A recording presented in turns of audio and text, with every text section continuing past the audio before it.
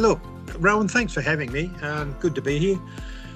My early memories of bowling was Dad played bowls a lot before Mum started. So yeah, we heard stories, and at the dinner table we had the pepper shakers were the opponent's bowls, and the sugar bowl was the kiddie, and the sauce bottle would come in and play the magnificent shot. So we heard a lot about it. How many kids were around that table in those days? Brothers and sisters, siblings? Yeah. Have an older brother and a younger sister. My older brother's a bowler. My younger sister was a tennis player and fairly handy at netball as well.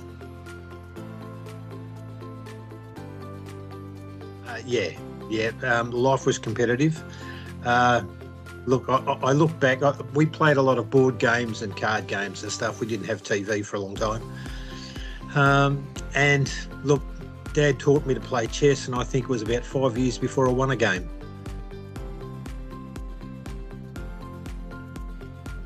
Look, I do believe they played together. Dad didn't talk a lot about his footy years. We'd get the odd little story here or there.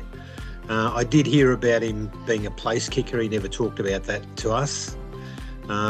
We probably would have ragged him if he had told us that he place kicked. But we heard about how many goals he kicked and that sort of stuff. But he talked about some of the guys around. He did talk about Dave Newman. I don't recall Bob Dawson in the conversations in football. He talked about Curly Maston and the Nunn brothers back in those years. Yeah, look, a lot of I love Tony. I had a great childhood. Tony was just the best place in the world to be brought up. We lived opposite the tennis courts. Our house was the closest house to the swimming pool. We had the footy club, the footy ground over the back, the channel just down beside the house to go fishing in or sail our latest raft or whatever we built. We had a terrific time. As far as playing sport, tennis was the obvious one with the tennis courts across the road. We didn't play cricket. Dad used to bounce us in the backyard playing cricket. He was a good cricketer. And he could wound us with a tennis ball, so we gave up cricket very early and became tennis players. But Tony was a great place. Not many of my school friends went on to play bowls. Brad Belcher was one of my best mates as a kid, and he took up bowls later than I did. But other than that, most of my mates have either passed on, killed in car accidents or whatever, or moved away. So I never got that opportunity to play bowls with my schoolmates as such. Most of my bowls mates are older than I am.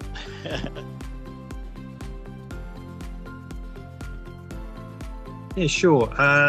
Dad was a qualified fitter and turner, but through a series of events, he ended up selling A&P insurance. He was an A&P agent for all of my life, and and that was it. Mum was a stay-at-home mum until we were in our mid-teens. Then she was a sewer in her early days, and she was always made all our clothes, that sort of thing. She was very good at that. But she worked in Harvey's store, which later on became Tanini's, which is now the main supermarket in town. Back in those days, it was a haberdashery as well. So yeah, that's where she worked. I've been an office worker all my life. Spent the last 35 years of my working life in Tongala working for the council. So in the council offices both in Kyabram and Echuca. When I moved up here, I became a tradie. So at 60 years old, I gave up office work and became a tradie. So I ran my own business for 9 years.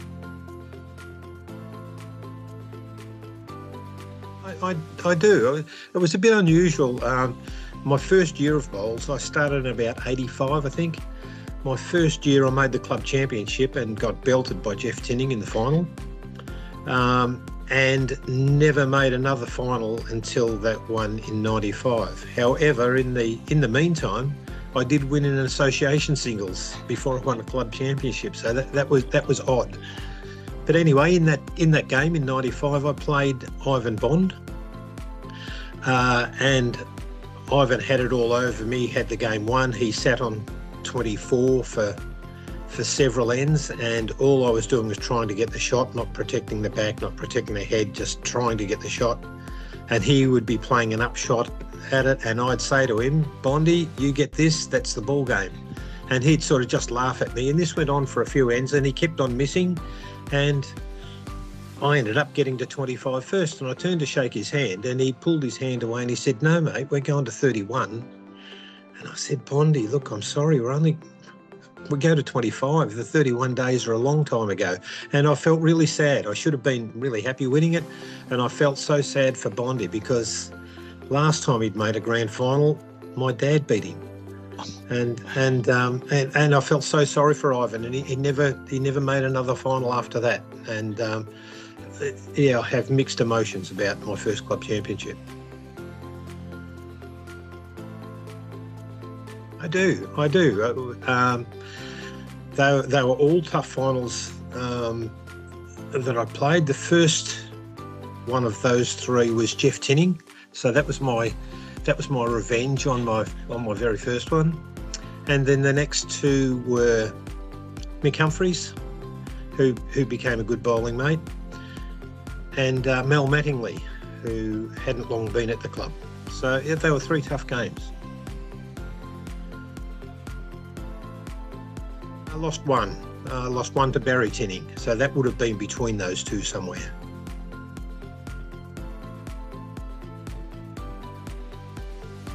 I didn't always play pairs with Kim, but it was a partnership that worked very well, and I enjoyed playing with him. We sort of gelled. We saw heads the same. We played similar shots, and we had faith in each other, and it was good fun. But look, we won 2 club championships, and some of the old-timers in the club did suggest that we split up because the club championship wasn't to be dominated. And so after winning those 2, we never played in it again together. We both played with other people, but I have mixed thoughts about in the pairs championship whether you don't put the best pairs together, because you win a master's status for winning a club pairs, and a master's status is something to be honoured, and probably a few guys get master's status who don't deserve it purely because the pairs got split up. Yeah, sure. Out of all of those guys, or Jeff Cameron, of course, but Smithy was still playing when I left Tongala, so he always had plenty of advice for people, and he called shots different. He called the same shots that we would all look at, but he would call them in a different manner that you felt more confident playing them. You felt like you couldn't miss. And so he was always a wealth of knowledge. Good guy to have around.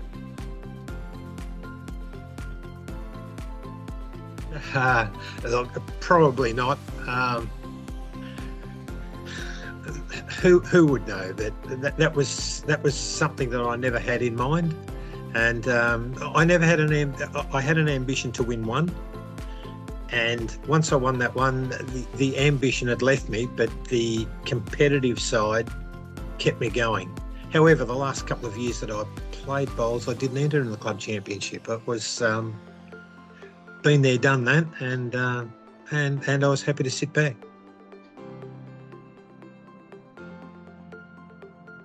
Look, funny you say that. I remember back when I was first bowling, Jeff Cameron used to look after me a fair bit, and he told me that when he would go home, he wouldn't remember any of his good bowls. He only remembered his bad bowls because they were the ones that lost you the match. The good bowls didn't win them for you. And he said that when he went home after bowls, he'd be washed out. Now, my memories of those grand finals are very dim because I concentrated on every bowl. Every bowl that my team put down, I concentrated and wished on them. And the shots that I played, I just don't remember them because once the end had finished, the next one started. And so I don't have memories of the games as such. I remember the celebrations afterwards, but the games are just a blur.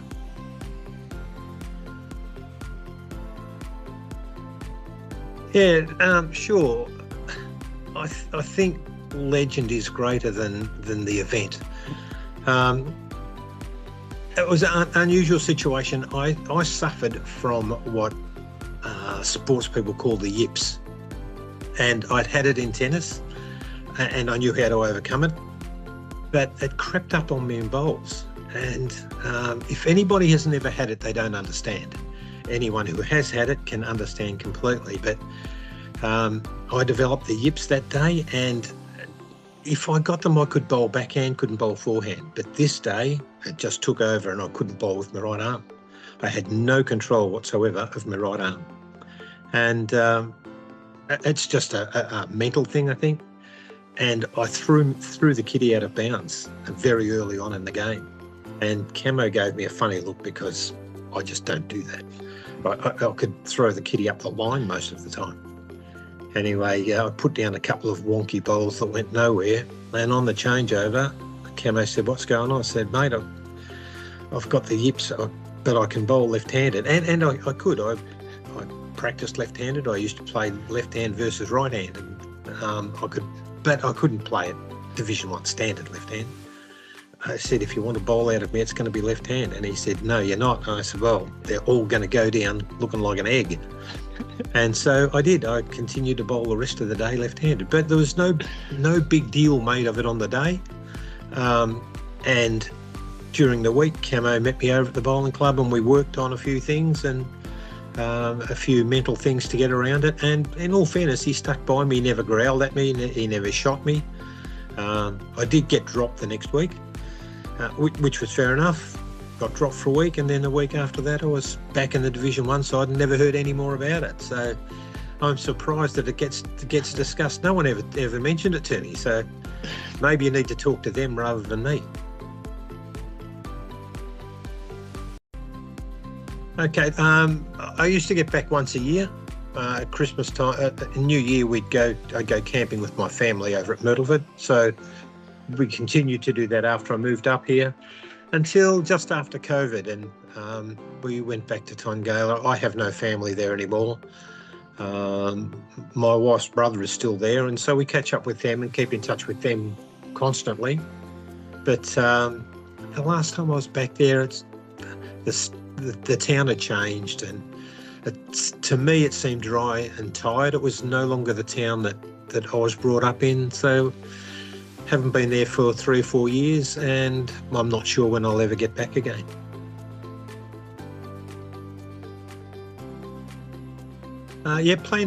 Play very little sport now. I don't play bowls.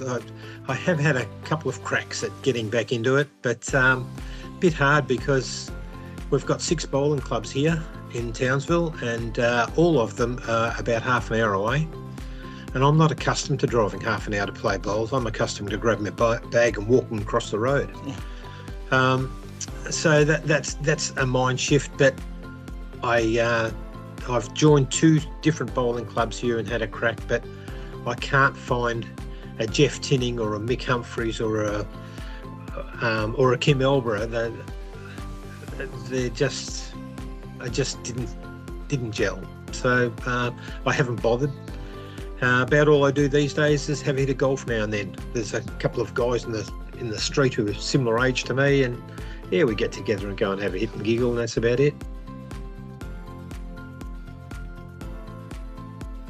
Your dream pennant rink, 4 players, any era, purely for fun, skill, and a guaranteed result. Who would be in it? Okay. Look, I wouldn't go for any of the old timers because they were a different era to me. Probably played different bowls. They would. My team would be from my era.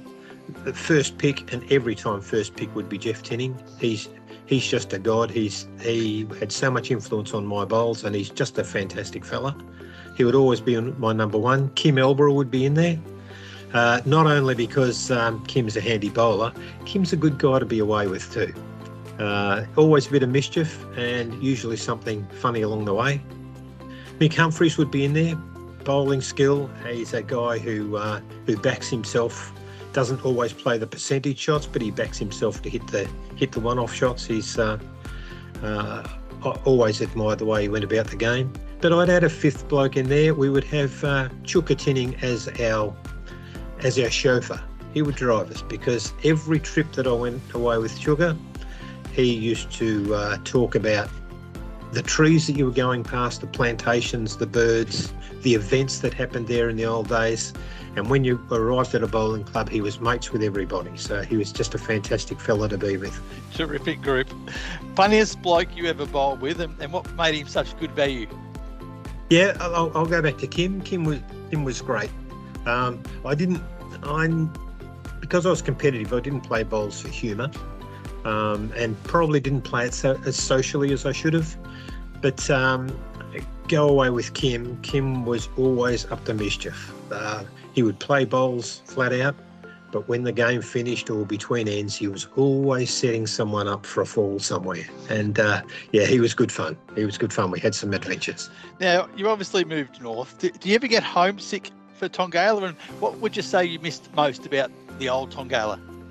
Yeah, sure. I get homesick for Tongala, but more than the town, I get homesick for my acquaintances, and I get homesick for my old life. As I said, growing up in Tongala is fantastic. Just little things, lay in bed at night, and we would listen to the cream cans crashing around at the factory. We could hear them from our house at night. Just those background noises. The cows. We had paddocks over our back fence back in those days before the houses were built. And just the feel of the place. Everybody knew each other. We had the hospital bazaar every year. We had Christmas trees at the church and the RSL. So life was great, and I miss that.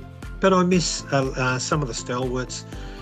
Spud Florence was fantastic around town. Leo Davis, played a lot of tennis with Leo, and a little bit of, not enough bowls with Leo. He passed on before I could play enough bowls with him. But guys like that who were stalwarts around the town and just fantastic to be with. Now, and finally, your hardest singles opponent you faced at Tongala, and one you knew you always had to be on your best game. I think you'll probably know the answer to this one. Yeah, well, look, it would be anyone who has the name Tinning in their surname, but particularly Jeff. Jeff Tinning had a very steady game, and look, the way I played the game was I wore people down. I just drew bowl after bowl after bowl, and I reckon I could wear most people down, but Jeff Tinning on his day could do the same to me.